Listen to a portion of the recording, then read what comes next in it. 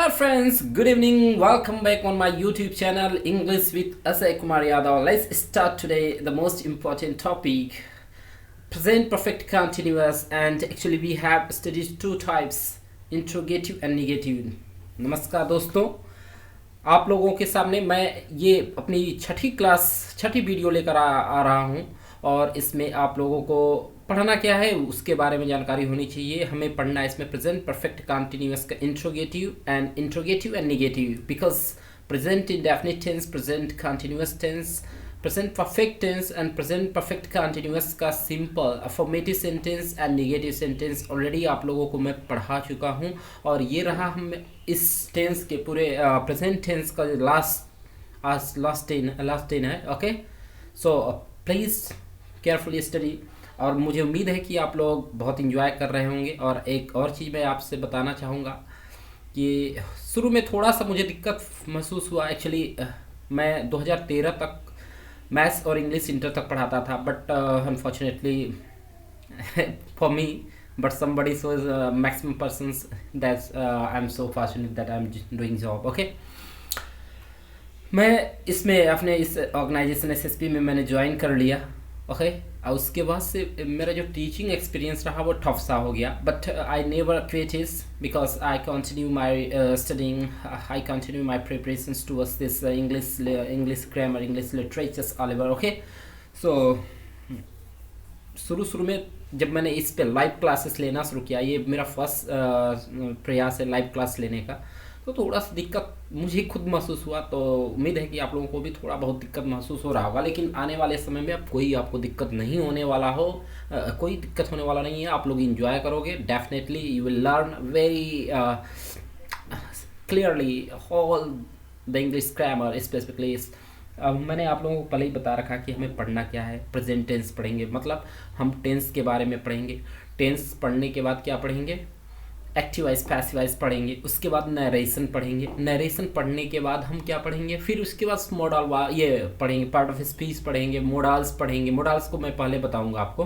Okay, modals हुआ, और एक जिसमें नहीं कहते हैं क्वेश्चन टैग वाले, वो सब भी मैं क्वेश्चन बताऊंगा कैसे बनाते हैं, क्योंकि हम अक्सर बात करते हैं ना, तो वो हमें इंग्लिश सीखने के लिए सारी चीज़ें बहुत ज़रूरी हैं। ये सारे जो है हमें आने चाहिए, और वो सारे सब्जेक्ट, सारे जो पार्ट्स हैं मैं बहुत क्लियरली आप लोगों को पढ़ाने वाला हूँ। आप लोग बहुत इंजॉय करोगे, बस आप लोग इस वीडियो के साथ बने रहिए।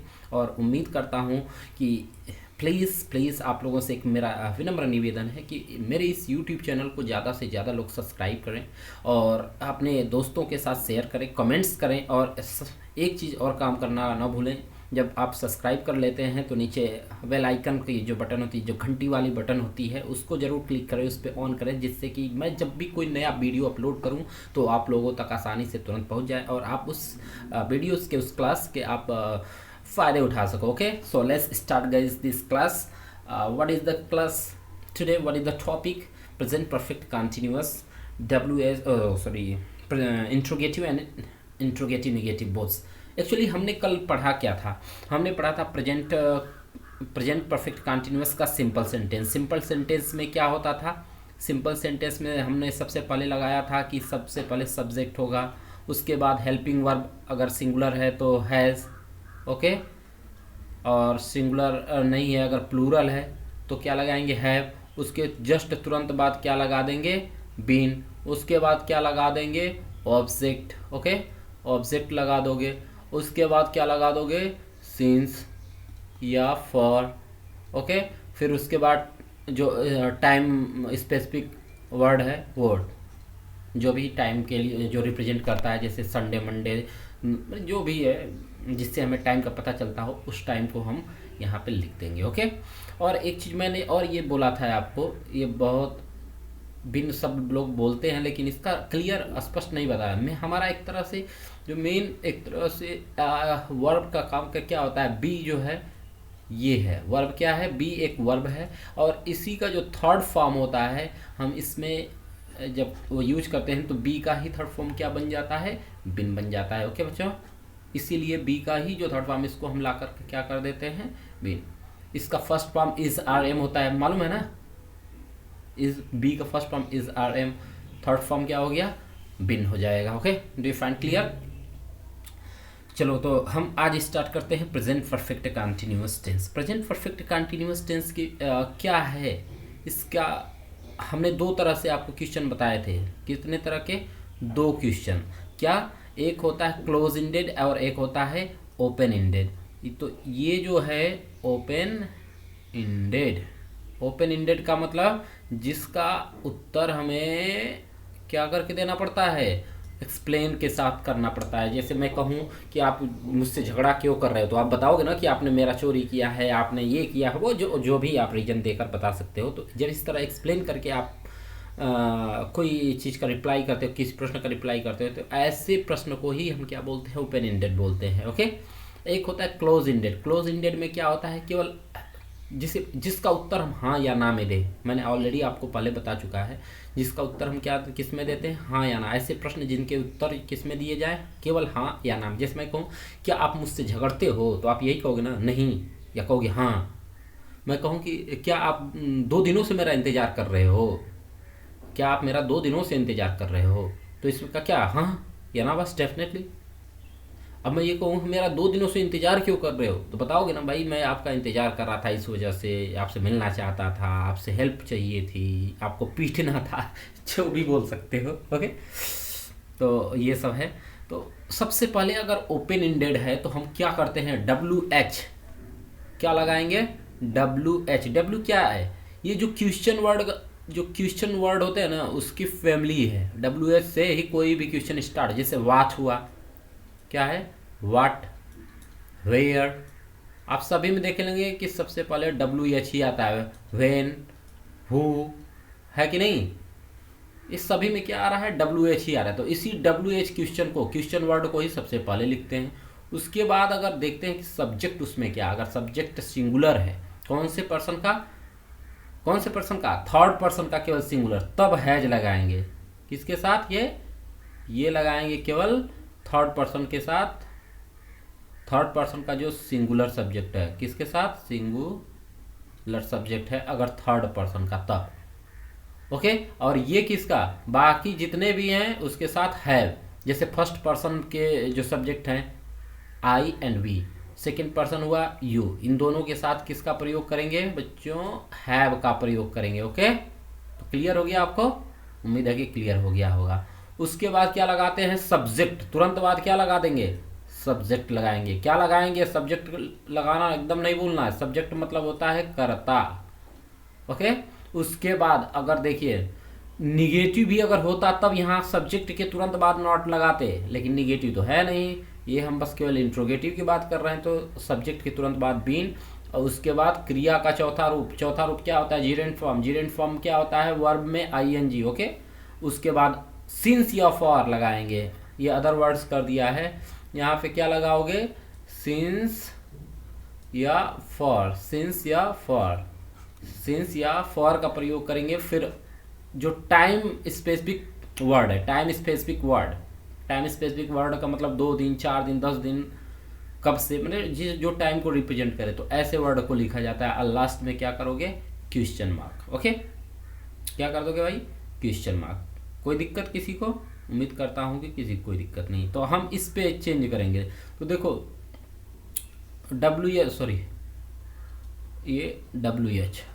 WH जो है उसको जोड़ दिए, मतलब ये क्वेश्चन वर्ड, क्या इसको कि बोलते हैं? Question word. तो क्वेश्चन वर्ड को हम सबसे पहले देखो क्या है, ओपन इंडेड है कि क्लोज इंडेड, सबसे पहले तो हमें ये पहचानना पड़ेगा। तो क्या है आप खुद बताओ, हम नहीं हल करेंगे, आप करोगे। ये क्या है? क्या से स्टार्ट है? इसका उत्तर देखो हाँ या ना में दिया जाएगा, या पूरा एक्सप्लेन। क्या तुम सुबह से पढ़ रहे हो, मतलब इसका मतलब क्या हुआ कि हाँ, बस बोल दोगे हाँ तो कंप्लीट हो गया, या बोल दोगे नहीं तो भी कंप्लीट हो गया क्या? तो ये हो गया आपका क्लोज इंडेड। क्या हो गया? Close ended. और क्लोज इंडेड के लिए मैंने बताया था कि सबसे पहले हेल्पिंग वर्ब। क्लोज इंडेड अगर है तो सबसे पहले ये क्वेश्चन वर्ड को हटा देते हैं। क्या कर देते हैं? क्वेश्चन वर्ड ये वाला जो है, ये पार्ट इसको हटा देंगे। क्या आप केवल लिखेंगे हैव या हैज। अब हैज और हैव का प्रयोग जानते ही हो आप। उसके बाद तुरंत क्या लिखोगे? सब्जेक्ट। उसके बाद क्या लिखोगे? बीन। ओके, उसके बाद क्या लिखोगे? वर्ब का फर्स्ट फॉर्म, में आईएनजी, ओके। उसके बाद अगर ऑब्जेक्ट है तो ऑब्जेक्ट, उसके बाद क्या लिखोगे, सिंस या फॉर, उसके बाद प्लस टाइम, टाइम को रिप्रेजेंट करने वाले जो भी वर्ड होंगे, ओके। तो क्या क्या का है, तो ये किससे स्टार्ट होता है बच्चों, ये बताओ किससे स्टार्ट हो रहा है, ये हो रहा है क्या से, मतलब जिसका उत्तर हाँ या ना में दिया जा सकता है। तो सबसे पहले हम क्या लिखेंगे, हैज या हैव में से कोई एक लेंगे, और क्या लेंगे वो आपको खोजना है। क्या लेंगे ये बताओ, ये क्या है, सब्जेक्ट इसमें क्या है, तुम है, और तुम कौन सा पर्सन है, सेकेंड पर्सन। सेकेंड पर्सन में केवल एक ही सब्जेक्ट रखा जाता है, तुम की स्पेलिंग यू, ओके। और ये हमेशा प्लूरल होता है, तुम हमेशा क्या होता है, प्लूरल होता है, ओके क्लियर। तो यहाँ पे लिख देंगे प्लूरल के लिए हम कौन सा वर्ड यूज करते हैं, हेल्पिंग वर्ब या ऑक्सिलरी वर्ब, कौन सा यूज करेंगे, हैज या हैव, प्लूरल के लिए हैव, ओके। तो ये देखो ये हैव यूज कर दिया गया है। फिर उसके बाद क्या करेंगे, सब्जेक्ट तुरंत, हैज हेल्पिंग वर्ब के तुरंत बाद क्या लगाते हैं, सब्जेक्ट। सब्जेक्ट तुम्हारा क्या है, यू, यू है ना, तो हैव यू, और उसके तुरंत जस्ट बाद क्या लगा देते हैं, सब्जेक्ट हमारा हो गया। उसके बाद तुरंत बिन, तो बिन यहाँ पे लगा देंगे, तो हैव यू बिन। फिर उसके बाद first form of ING, first form of ING हो गया तुम्हारा रीड, ओके। रीड माने पढ़ना, पढ़ना क्या है, क्रिया है ना, पढ़ना इसमें क्या है, क्रिया है। तो पढ़ने की स्पेलिंग रीड, और रीड में क्या करेंगे, आईएनजी जोड़ देंगे, तो क्या हो जाएगा, रीडिंग। और कब से पढ़ रहे हो, सिंस या फॉर लगाओगे, ये यहीं पे समझने की सबसे ज़्यादा ज़रूरत है, सिंस या फॉर। सुबह से, सुबह जो है एक पर्टिकुलर टाइम है, okay, a point of time है, इसको क्या बोल सकते हैं, एक पॉइंट ऑफ टाइम है, इसलिए सिंस का प्रयोग। और उसके बाद वो टाइमिंग को डाल देंगे कि किस टाइम की बात किया है, तो सिंस मॉर्निंग, सुबह से है ना, लास्ट में क्वेश्चन मार्क लगा देंगे, ओके बच्चों। अब क्या वह 3 दिनों से व्यस्त है, देखो ये क्या है, क्या 3 दिनों से व्यस्त रह रहा है, ये तो ऐसा टाइप मतलब कंटिन्यूस टाइप का नहीं लग रहा है ना, व्यस्त है मतलब इसको अर्थ को समझो कि क्या अभी भी व्यस्त है, क्या वह 3 दिनों से, मतलब 3 दिन पहले से पूछ रहा है कि 3 दिन पहले से वो व्यस्त है, और क्या अभी भी व्यस्त है कि नहीं, अभी आगे भी हो सकता है व्यस्त रहे, अभी तो अभी खत्म नहीं हो रहा है ना, तो प्रश्न पूछ रहा है। तो वह देखो ये लड़की है कि लड़का, क्योंकि हमें वह के लिए 2 वर्ड मिलते हैं, एक ही और एक सी।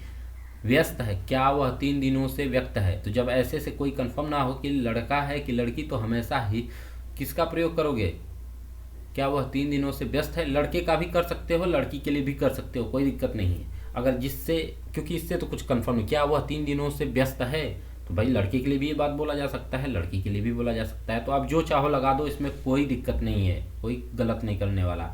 तो देखो ये हो जाएगा कर्ता है आपका, तो कर्ता के हिसाब से पहले हमें हेल्पिंग वर्ब लगाना है ना, ऑक्सिलरी वर्ब, क्योंकि ये क्या है, क्या से स्टार्ट हो रहा है, किससे स्टार्ट हो रहा है, क्या से स्टार्ट हो रहा है बच्चों, हो रहा है कि नहीं। तो ये क्या हुआ, close ended type question. Close ended type में मैंने बताया था सबसे पहले हेल्पिंग वर्ब या ऑक्सिलरी वर्ब, हेल्पिंग वर्ब या ऑक्सिलरी वर्ब, इसमें क्या होता है, हेल्पिंग वर्ब या ऑक्सिलरी वर्ब, ए वी का मतलब क्या हुआ, इसका क्या हो जाएगा, हैज या हैव।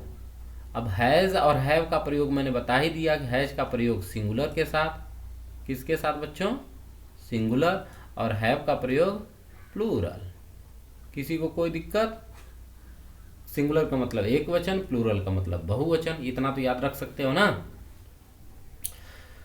तो ये हो जाएगा हैज सी, सॉरी हैज लगाएंगे ना यहाँ पे, क्यों लगाएंगे हैज, क्योंकि सी एक वचन है, तो हमें हेल्पिंग वर्ब से स्टार्ट करना। हेल्पिंग वर्ब क्यों लगा रहे हैं, पहले क्वेश्चन वर्ड क्यों नहीं लिख रहे हैं, क्योंकि ये क्या है, क्लोज इंडेड है, ओपन इंडेड नहीं है, ओके।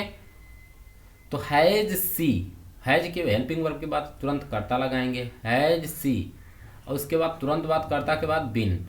अब देखो बीजिंग तो इसमें मत लिख देना, क्योंकि ये कंटिन्यूस टाइप का नहीं है, कंटिन्यू तो है, बस बिजी। देखो क्या वह 3 दिनों से व्यस्त रह रहा है, वो एक दूसरा हो गया शब्द, लेकिन यह क्या वह 3 दिनों से व्यस्त है, तो बस बिजी क्यों लिखना है ऐसे वाक्य में, याद रखना, क्योंकि ये एक स्टेटमेंट टाइप का है। तो हैज सी बीन बिजी, और टाइम पीरियड कितना दिया है, देखो 3 दिन, 3 दिन तो कोई फिक्स्ड पीरियड नहीं है, एक पीरियड हो गया है, कोई पॉइंट ऑफ टाइम तो है नहीं, तो इसलिए फॉर का प्रयोग और टाइम लिख देंगे जितना दिन में दिया है, लास्ट में क्वेश्चन मार्क, रोगी की स्थिति 10 दिनों से कैसे खराब है। फिर वही चीज़ हो गया, इसमें भी कोई कंटिन्यूअस चीज़ नहीं है, कंटिन्यू तो है लेकिन एक तरह से वो प्रेजेंट कंटिन्यूअस वाले जो सेंटेंस रहा है रही है शब्द नहीं है, केवल है। समझ गए, एक सिचुएशन को बता रहा है कि हाँ अभी भी ये सिचुएशन है इतने दिनों से। तो इस तरह से हम सबसे पहले क्या करेंगे, रोगी की स्थिति 10 दिनों से कैसे खराब है। अब इसका हाँ या ना में दोगे आंसर, किस में आंसर देखो बताओ। कोई मैं पूछूं कि भाई आप 10 दिनों से कैसे बीमार हो, तो आप बस बोलो हाँ या नहीं बोलोगे। आप बोलोगे ना कि हाँ मैंने खराब खाना खा लिया था, या कुछ और आप कारण बताओगे। तो जब इस तरह के सेंटेंस आते हैं तो इसको ओपन इंडेड बोलते हैं, ओपन इंडेड क्वेश्चन, इंडेड।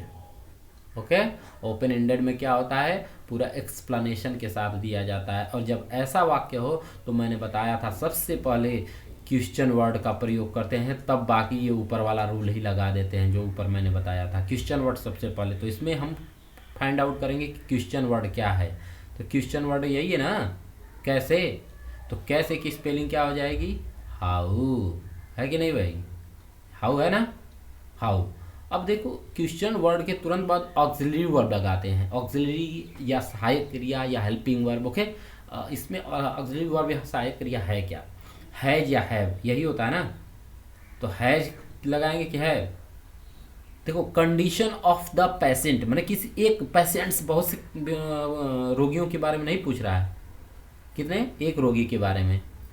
तो हैज का प्रयोग करेंगे, हाउ हैज द कंडीशन, ये कंडीशन ऑफ पेशेंट, क्योंकि किसका, रोगी की दशा, पूरा ये सब्जेक्ट हो गया ना। तो कंडीशन ऑफ, ऐसे याद रखना, इस तरह के सेंटेंस थोड़ा सा कंफ्यूजिंग हो सकता है आपको। तो क्या करोगे, condition of patient, how has the condition of patient, उसके बाद क्या जोड़ दोगे, बीन, और उसके बाद बैड। ओके, अब फॉर 10 डेज, क्योंकि ये पर्टिकुलर टाइम नहीं है, पीरियड ऑफ टाइम है। ओके, एक ड्यूरेशन है। तो हो जाएगा, मुझे उम्मीद है कि आप लोग कर जाओगे, कोई दिक्कत नहीं है। जैसे क्या क्या तुम कितने दिनों से बीमार हो, हाउ मेनी डेज यू, कितने दिनों से बीमार हो, how many days have you, okay, been sick, how many days have you been sick for. Okay, क्या तुम 4 महीने से बीमार हो, ये कुछ भी आप चेंज कर सकते हो। तो ये मैं इसमें क्या मैं 4 महीने से बीमार हूँ, तो सबसे पहले क्या लिखोगे, हैव। क्या मैं, क्या से स्टार्ट हो गया ना, बीच में तो है नहीं। इसका उत्तर हाँ या ना में दिया जा सकता है, इसलिए सबसे पहले हेल्पिंग वर्ब हैज या हैव तो है। मैं के लिए मैं बताया था कि होता तो सिंगुलर है, लेकिन ये फर्स्ट पर्सन का है। कौन सा पर्सन है, फर्स्ट पर्सन, फर्स्ट पर्सन का सिंगुलर, सिंगुलर। तो फर्स्ट पर्सन के सिंगुलर के साथ हमेशा किसकी तरह, इसको प्लूरल की तरह बिहेव करते हैं, प्लूरल की तरह। इसके साथ क्या प्रयोग करेंगे, हैव का प्रयोग करेंगे। समझ गए बात को। तो फर्स्ट पर्सन का सिंगुलर जो है प्लूरल की तरह बिहेव करेगा, और इसके साथ हम क्या लगाएंगे, तुरंत इसके बाद आई, मतलब करता। उसके बाद बिन, तो सभी करता के तुरंत बाद बिन लगा देते हैं। ओके, फिर उसके बाद सिक, सिक मैंने बीमार होना है ना, तो सिक। तो हैव आई बीन सिक, कितने दिनों से, 4 महीनों से। तो 4 महीना तो एक लंबा पीरियड हो गया। तो फॉर किसका वर्ड करेंगे इसमें, कंजक्शन के, ये इसकी जगह फॉर, कितने मंथ्स, 4 मंथ्स, लास्ट में क्वेश्चन वर्ड। अब देखो यहाँ भी क्या आ गया है वर्ड, यहाँ पे कंफ्यूजन नहीं होना है बच्चों। यहाँ पे आपको कभी भी confusion, you should not get confused here. Okay, क्यों नहीं कंफ्यूज होना है, क्योंकि आप देख रहे हो कि यहाँ भी क्या है और यहाँ भी क्या। तो क्या यहाँ शुरू में होता था, लेकिन ये क्या बताएगा, वह सुबह से क्या कर रही है, आपको हाँ या ना या नहीं इसमें जवाब दोगे। इसमें क्या बोलोगे कि वह खाना बना रही है, एक्सप्लेन करके बताओगे। तो ये क्या वह का हम क्वेश्चन वर्ड लिखेंगे, क्या का। तो क्या का इंग्लिश क्या होता है, व्हाट होता है ना, व्हाट, व्हाट। उसके बाद तुरंत हेल्पिंग वर्ड, बाकी पहले जैसे ही कर देंगे। तो हेल्पिंग वर्ड क्या, वह है ना, तो वह के लिए हेल्पिंग वर्ब सिंगुलर होता है, तो ये हो जाएगा हैज़। और उसके बाद कर रही है, लड़की है ना, इसमें तो एकदम कंफर्म है, यहाँ पे ही का प्रयोग नहीं करना है, यहाँ सी ही होगा, क्योंकि यहाँ कंफर्म है कि लड़की है। तो व्हाट हैज सी, ओके। और उसके बाद तुरंत क्या लगा देंगे, बिन। ओके, उसके बाद डू का डू मन करना, उसमें आई जोड़ देंगे डूइंग। और देखो सिंस मॉर्निंग, सिंस क्यों प्रयोग हुआ, क्योंकि मॉर्निंग एक अपने आप में पर्टिकुलर टाइम है, इसलिए इसके साथ सिंस का प्रयोग किया जाता है। ओके, उम्मीद है कि आप लोगों को समझ में आ रहा होगा। जैसे आप दोपहर से काम क्यों करते हो, तो ये बना लेना, आप थोड़ा सा पॉज करके, वीडियो पॉज करके ये सारे सेंटेंस बना लेना। पहले खुद प्रैक्टिस करना, हिंदी लिख लेना, फिर प्रैक्टिस करना, फिर मिलान करना कि क्या सही है तुम्हारे या गलत है। ओके, कोई दिक्कत हो तो आप कमेंट्स बॉक्स में अपना कमेंट करें, फिर भी ना दिक्कत हो तो किसी भी प्रकार का कोई समस्या हो तो आप कमेंट्स कर सकते हैं कमेंट्स बॉक्स में। ओके, अब हम पढ़ेंगे निगेटिव सेंटेंस। निगेटिव और इंट्रोगेटिव जब एक साथ आ जाए तब क्या करोगे। अभी तो हम केवल इंट्रोगेटिव पढ़ रहे थे, लेकिन अब हम क्या पढ़ेंगे, अगर इंट्रोगेटिव और निगेटिव दोनों आ जाए तो सबसे पहले क्वेश्चन वर्ड अगर है, क्वेश्चन जिसका एक्सप्लेनेशन करके एक्सप्लेन करके हमें लिखना है, तब WH वाला जो फैमिली है उसको लिखते हैं, मतलब क्वेश्चन वर्ड को ही लिख देते हैं। अगर वो नहीं है तो किससे स्टार्ट कीजिए, केवल जिसका उत्तर हाँ या ना में दिया जाए तब के क्या यूज करेंगे, या तो हैज़ या तो हैव। ओके, अगर वही कह दे कि नहीं आपको एक्सप्लेन करके, जिस ऐसे प्रश्न जिनका एक्सप्लेन करके उत्तर दिया जाए तो सबसे पहले उस क्वेश्चन वर्ड को ही लिखेंगे, बाकी सेम प्रक्रिया रहेगा, हैज़ या हैव। उसके बाद क्या लगा देंगे, ये सब्जेक्ट, सब्जेक्ट का मतलब क्या हुआ ये बच्चों, कर्ता, मालूम है ना। उसके कर्ता के बाद मैंने पहले भी बोला था तुरंत क्या लगाते हैं, नॉट, यही इंपॉर्टेंट है। और उसके बाद बीन। ओके, और उसके बाद फॉर फॉर्म। अब फिर अदर वर्ड में बाकी अदर वर्ड में क्या हम जोड़ेंगे, अदर वर्ड की जगह ये अदर वर्ड में ऑब्जेक्ट। ओके, अदर वर्ड में क्या करोगे, ऑब्जेक्ट प्लस क्या करोगे, ऑब्जेक्ट प्लस सिंस या फॉर। ओके, उसके बाद टाइमिंग वर्ड या वर्ड ऑफ टाइम, जो भी टाइमिंग वर्ड, जो टाइम को बतलाने वाले शब्द हम उनको लिख देते हैं। दूसरा भी इसी में है, थोड़ा सा एक और इंटरेस्टिंग बनाने के लिए, जैसे वो क्वेश्चन वर्ड लिख दिए, हैवन नॉट भी लगा सकते हो, ये सब्जेक्ट के ही बात लगे ऐसे कुछ नहीं। लेकिन अगर ऐसे हैवेंट, ओके, हैवेंट, हैजेंट, इसको कैसे पढ़ोगे, haven't, हैजेंट, okay, have it and has it, क्या पढ़ोगे, haven't and हैजेंट, this the pronunciation, haven't and हैजेंट। Okay, तो अगर नॉट अगर सब्जेक्ट के बाद नहीं लगाना है तो एक साथ लिख सकते हो, हैवेंट या हैजेंट। ओके, उसके बाद सब्जेक्ट को लिखोगे, नॉट बिन। अब जब हैजेंट यहाँ पे कर दिया तो यहाँ पे नॉट लगाने की जरूरत नहीं है। ओके, अगर यहाँ पे आपने कर दिया ऊपर हैवेंट या हैजेंट कर दिया तो यहाँ पे सब्जेक्ट के बाद नॉट लगाने की ज़रूरत नहीं है। ओके बच्चों, बाकी सेम चीज़ रहेगा। जैसे मैं क्या हुआ, बचपन से दिल्ली में नहीं रह रहा है, ये क्वेश्चन कर रहा है ना, क्या से, को क्या का मतलब ओपन इंडेड है, ओपन इंडेड की क्लोज इंडेड है, क्योंकि क्या से जिसका उत्तर केवल किस में दिया जाएगा, हाँ या ना में। तो इसके लिए क्या बनाएंगे, सबसे पहले ऐसे शब्द, ऐसे जिसका क्लोज इंडेड क्वेश्चन है तो हेल्पिंग वर्ब लिखते हैं। हेल्पिंग वर्ब या हैज़ या हैव होगा, वह है तो वह के लिए किसका हेल्पिंग वर्ब प्रयोग करेंगे, हैज़ का, हैज़। उसके बाद नहीं रह रहा है ना, तो हैज़ पहले हम सिंपल तरीके से जो पहला बताए थे उसके हिसाब से सब्जेक्ट लिख देंगे, तो हैज़ ही। उसके बाद क्या लिखोगे, नहीं भी है साथ में तो क्या लिख दोगे तुरंत, हैज़ ही नॉट, और उसके नॉट के तुरंत बाद क्या जोड़ देते हैं, been, has he not been. देखो रह रहा है, ये कंटिन्यू है, पहले से भी रह रहा है, अभी भी रह रहा है, कब तक रहेगा, अभी आगे रहने की संभावना है। तो लिव हो जाएगा LIVING, लिविंग, लिव का हो जाता है living. Has he not been living in Delhi, कहाँ पे, इन दिल्ली। सिंस लगेगा कि फॉर, ये बताइए, सिंस हिज चाइल्डहुड, सिंस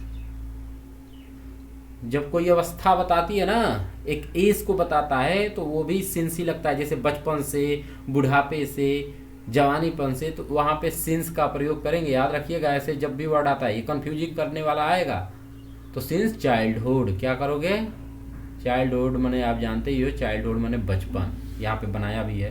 तो has he not been living in Delhi since his childhood. Okay, last में क्वेश्चन मार्क, क्वेश्चन मार्क बोलना, बनाना, डालना मत कभी भी बोलना। ओके, तो क्या अभिषेक 3 वर्षों से मेडिकल कॉलेज में नहीं रह रहा है? तो देखो क्या से स्टार्ट हुआ फिर, तो फिर हेल्पिंग वर्ब शुरू में ही हम डालेंगे, ऑक्सिलरी वर्ब हैज या है। तो अभिषेक है, अभिषेक एक वचन है, तो इसके साथ हमेशा कर्ता क्या होगा, हेल्पिंग वर्ब क्या होगा, हैज होगा, हैज अभिषेक। उसके बाद देखो अभिषेक के तुरंत बाद निगेटिव है यहाँ पे, हाँ निगेटिव है, तो यहाँ तुरंत सब्जेक्ट के बाद क्या लगा दिए हैं, नॉट, हैज अभिषेक नॉट, और उसके नॉट के तुरंत बाद बीन, और लिव माने रहना, तो ING जोड़ देंगे, लिविंग इन मेडिकल कॉलेज, कहाँ रह रहा, कहीं रहने की जब बात आए तो इन।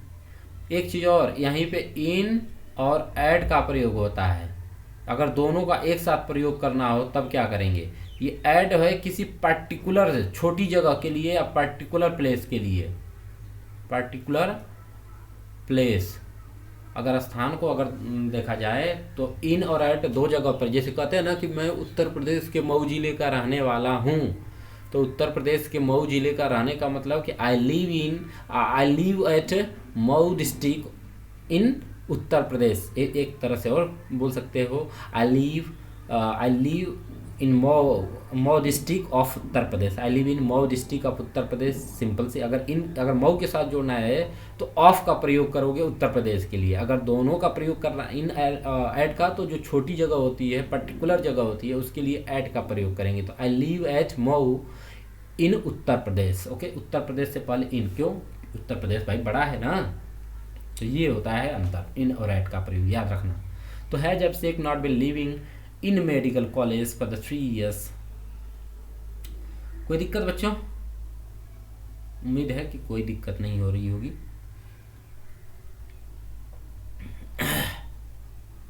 तुम 10 बजे से किसे ढूंढ रहे हो, ये थोड़ा सा देखो। अब हाँ एक चीज़ और, वह सुबह से, ये सब तो बना लोगे, इसमें कोई दिक्कत नहीं। आप वहाँ कब से नहीं जा रहे हो, नहीं कहते हो आप अपने मायके कब से नहीं जा रही हो, या आप अपने घर कब से नहीं गए हो या नहीं जा रहे हो, तो ये पूछता है। तो ऐसे जब क्वेश्चन आए तो सिंस जो टाइम को कनेक्टिंग वर्ड है, सिंस या फॉर को ही प्रयोग करेंगे। तो ओके, तो सिंस व्हेन क्या कर देंगे, आप वहाँ कब से नहीं जा रहे हैं, ऐसे सब्जेक्ट होता है तो सबसे पहले सिंस का प्रयोग करेंगे, उसके बाद क्वेश्चन वर्ड को, सिंस व्हेन, और उसके बाद सेम चीज़ have. Okay, helping verb you के साथ हैवी होता है ना, since when have you not been going there. अब यहाँ पे सिंस पर आगे नहीं जोड़ना है, क्योंकि यहाँ पे टाइमिंग नहीं दिया है, कब से जोड़ रहा है, वो कब से टाइमिंग को पूछ रहा है ना, वो टाइम को तो नहीं जाना, टाइम के बारे में तो पूछ रहा है कि कितने, उसको टाइम को तो इसने दिया ही नहीं है कुछ, कब से नहीं जा रहे हो, 2 बजे से नहीं जा रहे हो, 2 घंटे से नहीं जा रहे हो, 2 साल से, तो कुछ कंफर्म है नहीं, तो इसलिए सिंस के साथ कोई टाइमिंग आगे यूज करना नहीं है, इसलिए यहाँ पे सिंस पहले यूज कर देते हैं। क्या लिखेंगे, सिंस, यहाँ पे क्या लिखेंगे, सिंस। बच्चों एक्सप्लेनेशन के साथ समझो कि हर चीज़ क्यों कहाँ पे है, और वहाँ पहले जाएगा नहीं है, कहीं और है तो क्यों है। ओके, बस ये नहीं कि यहाँ पे होता है, ये ऐसा नहीं, अगर है तो उसका रीजन है उसके पीछे, what is the main reason behind all this, you have to know. Okay, तो since when have you not been going there, फिर लास्ट में क्वेश्चन, तुम 10 बजे से किसे ढूंढ रहे हो, तुम 10, देखो यहाँ पे 10 बजे से दे दिया है, तो अब 10 बजे जब दे दिया है तो यहाँ पे तो सिंस लास्ट, सिंस या फॉर लास्ट में लगाएंगे ना। तो देखो तुम 10 बजे से किसे ढूंढ रहे हो, किसे हो गया, बीच में क्वेश्चन आया, इसका उत्तर हमें बताना पड़ेगा किसी का नाम लेकर, हाँ या नाम नहीं देना है, इसका उत्तर किसी का नाम लेकर कि मैं फलां को ढूंढ रहा हूँ। तो सबसे पहले होम, किसे ढूंढना जब आए तो होम, होम लगा देना है, किसे ढूंढने, किसको दे रहे हो, किसे गाली दे रहे हो, ऐसे शब्द, किसे ढूंढ रहे हो, तो ऐसे वर्ड के लिए होम का प्रयोग, होम। उसके बाद सेम हेल्पिंग वर्ब, और ढूंढने का काम कौन कर रहा है, इसमें कर्ता कौन है, तुम के हिसाब से क्या हेल्पिंग वर्ब लगाएंगे, है, सभी लोग परिचित हो। उसके बाद इसी तुम को लगा देंगे यू, होम हैव यू, और उसके बाद क्या है, तुम 10 बजे से किसे नहीं ढूंढ रहे हो, अगर रहता तब नॉट लगाते, लेकिन नॉट यहाँ है नहीं, तो नॉट यहाँ सब्जेक्ट के बाद लगेगा नहीं। तो whom have you been, search, search माने होता है खोज करना, और उसमें आईएनजी जोड़ देंगे तो searching. Okay, whom have you been searching, और कब से, for since searching.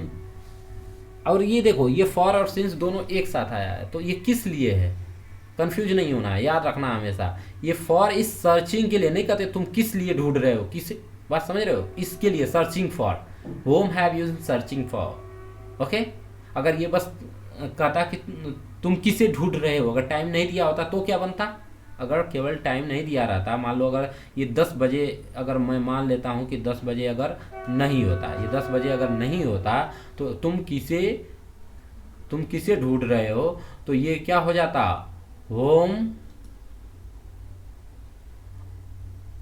Are you searching for, last में क्वेश्चन मार्क, यही है वो फॉर। मतलब आप किसी के लिए ढूंढ रहे हो ना, किसी के लिए, तो इसलिए वो फॉर लगा है। ये सिंस वाला फॉर, सिंस और फॉर का एक साथ नहीं है वो। क्यों? क्योंकि ये प्रेजेंट कंटिन्यूअस के हिसाब से बताएं, क्यों, तुम किसे ढूंढ रहे हो। ओके, तो ये क्या है, ये प्रेजेंट कंटिन्यूअस टेंस है। प्रेजेंट कंटिन्यूअस का सिंपल टेंस नियम होता है, होम सबसे पहले क्वेश्चन वर्ड किसी का है, होम। ओके, और उसके बाद हेल्पिंग वर्ब लगाते हैं, हेल्पिंग वर्ब उसमें इज आर एम होता है, तो यू के साथ आर ही लगेगा ना, तो आर हो गया। उसके बाद सब्जेक्ट यू को लगा देंगे, उसके बाद सर्च मन एक वचन है, उसमें आईएनजी जोड़ देंगे तो सर्चिंग। अब फॉर, तुम किसे ढूंढ रहे, whom are you searching for. Okay बच्चों, हो जाएगा। अगर वही 10 बजे से हो गया तो मतलब ये प्रेजेंट परफेक्ट में थोड़ी सी बस 10 बजे दिखा दिया तो वो टेंस ही बदल गया। Whom have you been searching for since, और सिंस क्यों लगाएं, क्योंकि 10 बजना एक पर्टिकुलर टाइम है। ओके, ये है हमारा main word. Okay, this is related for what, ये है आपके सर्चिंग के लिए है, भाई सर्च कर रहे हो ना किसी को, उसके लिए सर्चिंग फॉर, किसके लिए कर रहे हो, बेटे के लिए। ओके, तो इस तरह से होता है। सिंस 10 o'clock, जब कोई बजने की बात बताए तो सिंस 10 o'clock, सिंस 2 o'clock बोलते हैं ना, वो होता है।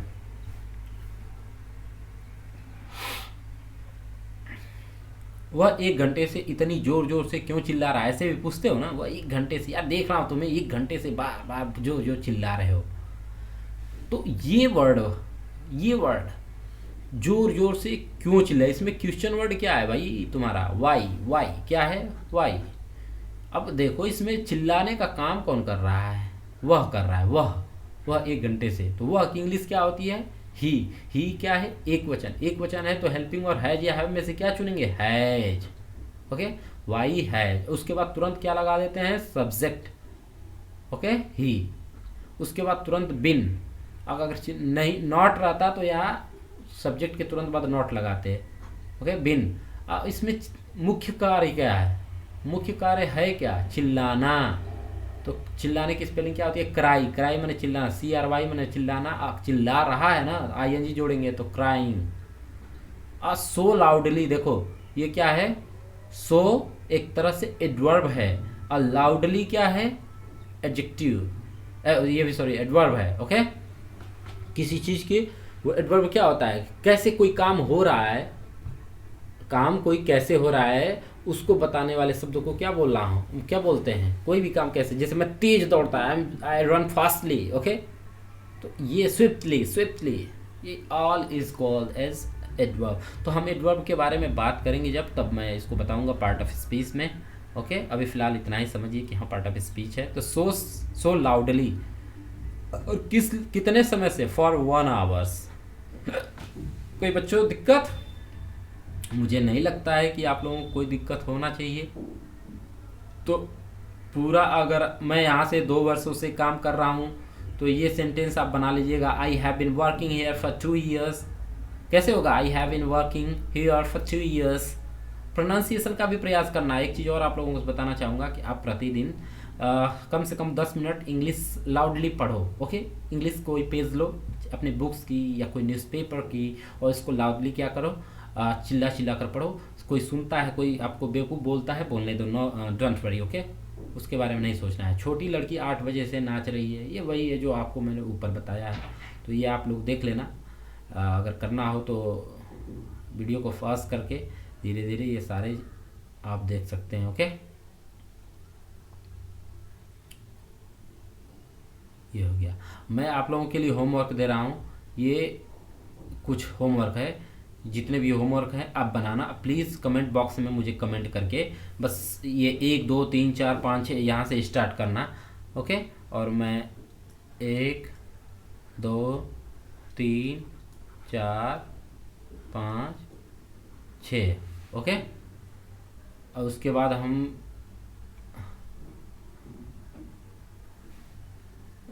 ये जिस जिस पे मैं वो क्लिक कर दूंगा उसको करना। 7 8 9 10 11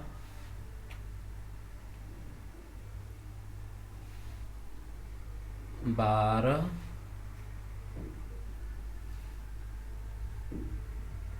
13 14